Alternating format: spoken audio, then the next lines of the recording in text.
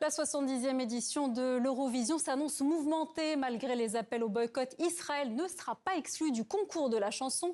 4 pays, dont l'Espagne et l'Irlande, ont claqué la porte de l'Eurovision.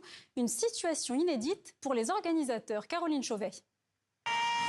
Elle avait terminé 2e au dernier concours de l'Eurovision.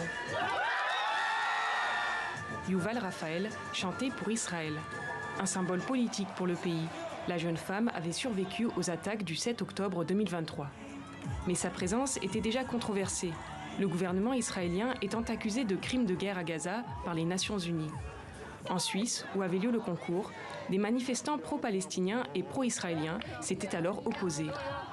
Et pour la prochaine édition en mai en Autriche, les tensions sont palpables.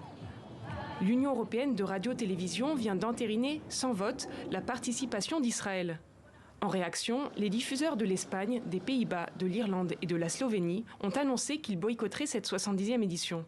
D'autres pays, comme la Belgique ou l'Islande, pourraient suivre le mouvement.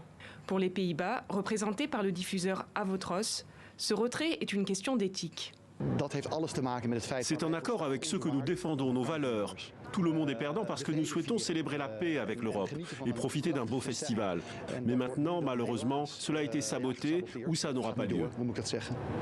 L'Eurovision pourrait bien saper les relations européennes.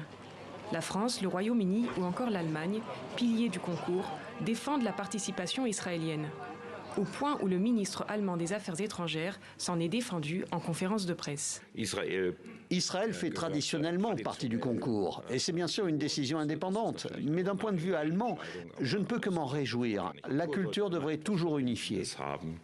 Israël a accueilli 3 fois l'Eurovision. Le pays l'a rejoint en 1973, 17 ans après sa création. Il était déjà membre de l'Union européenne de radio-télévision et possédait déjà à l'époque des liens culturels avec l'Europe. Le concours pop et populaire se veut apolitique. Il avait pourtant exclu en 2022 la Russie, peu après l'invasion de l'Ukraine, affirmant alors qu'une participation de Moscou serait, je cite, politique.